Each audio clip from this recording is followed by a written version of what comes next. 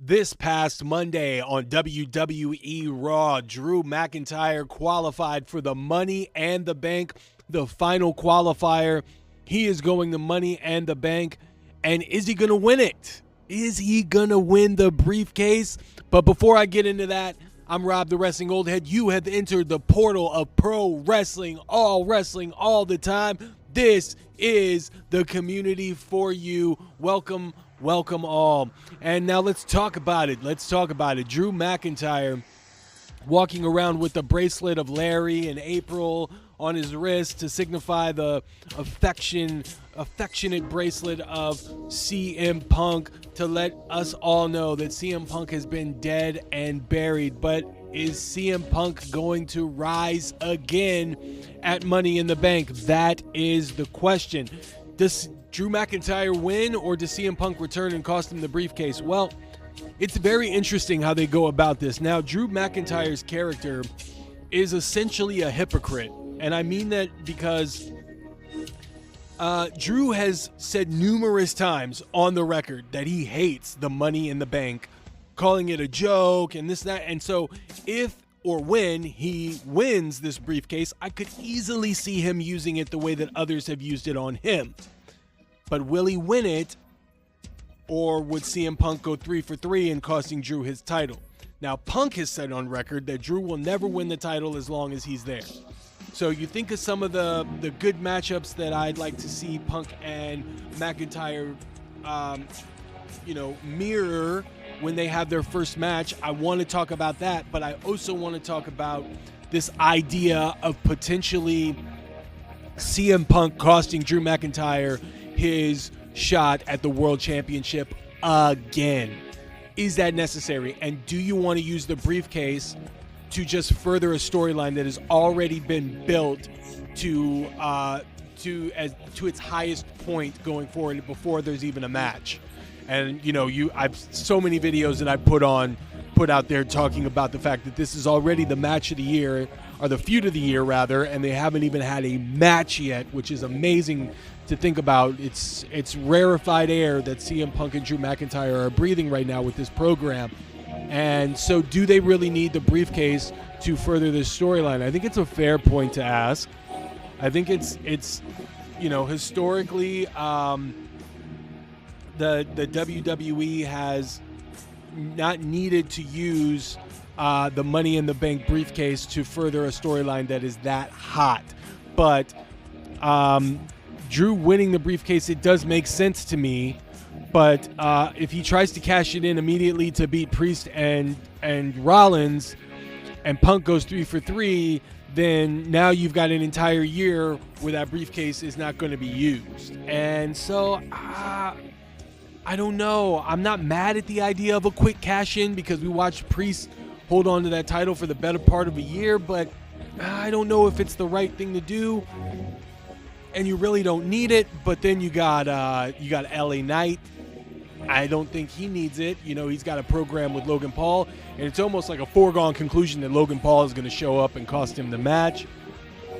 So that leaves Jey Uso, and I really don't know what Jey Uso could do with it. I mean, I guess it could keep him in the program, but to me, I feel like he is going to get to SmackDown somehow in the next few months to be a part of this bloodline civil war. So I think that's the progression for him, is to get to his family, to get to Jimmy, to get to Roman, and possibly even to get to Sami Zayn, to further this bloodline civil war and go against the new bloodline. So I don't know if he needs the Money in the Bank, but I guess that could get him on SmackDown. I don't know, man. I'm tossing up ideas. I'm just thinking on the fly here. I'm trying to make sense of it all, but at the end of the day, CM Punk and Drew McIntyre, they really don't need this briefcase to further their program or their storylines. I don't know if it's a necessary thing, but let's talk about their first match. I am probably 100% sure, 60% of the time it works every time. What movie is that from? Leave it in the comments if you know that.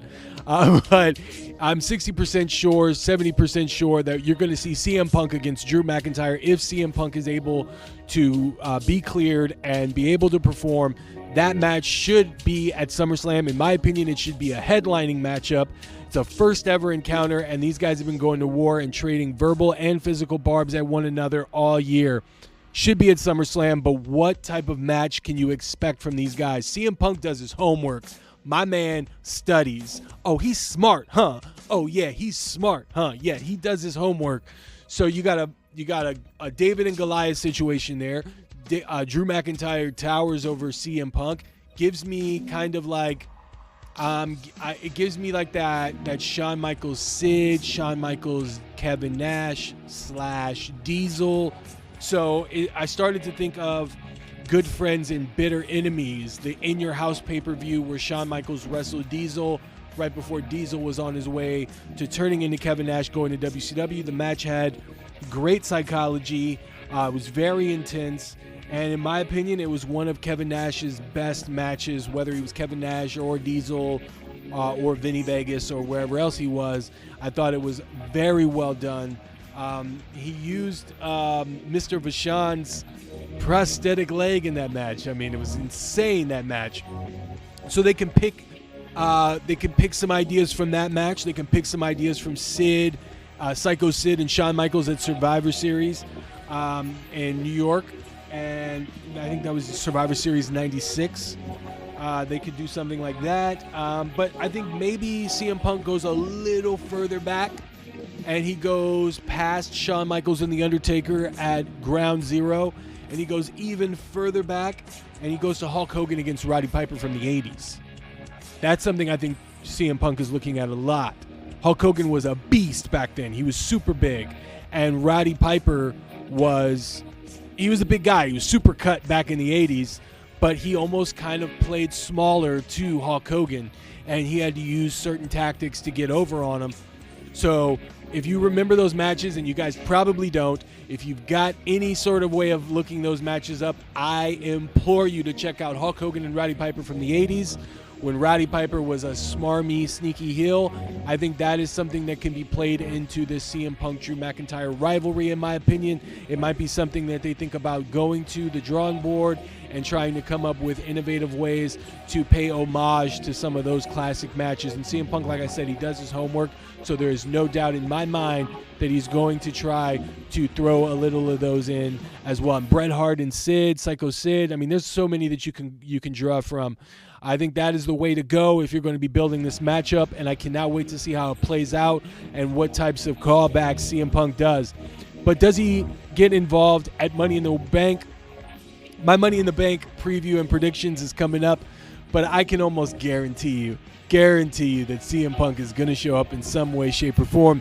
I believe they threw the red herring out with him trying to say if he was cleared or not and then getting attacked. I think he's fine. I think he's ready to go. He's been working out, and I think he was just to throw the scent off and to get the internet all worked up and to lull them in a sense of complacency before they, boom, hit him with the shot and have CM Punk come out again, go 3 for 3, cost Drew McIntyre the briefcase, or a quick cash-in and get generated even more heat going forward. But if you ask me to wrap this all up, I will say I think Jey Uso now, he should win the Money in the Bank. Do I think he's going to win? Absolutely not. I think it's going to go to Drew McIntyre. But I also think that the WWE never does anything for no reason, and I think there is a reason why Drew McIntyre is in the Money in the Bank, and I believe it is to win or to get cost the title. It remains to be seen which way they go, which route they take. But lately, in the PLE era, the Paul Levesque era, they have been doing everything for a reason. Nothing is done for no reason. So you remember that. And as always, hit the thumbs up on the way out. Thank you to everybody that has liked and subscribed. Keep this community going and growing. I couldn't do this without you guys. And as always, wrestling fans, try and stay united. And I'll see you real soon.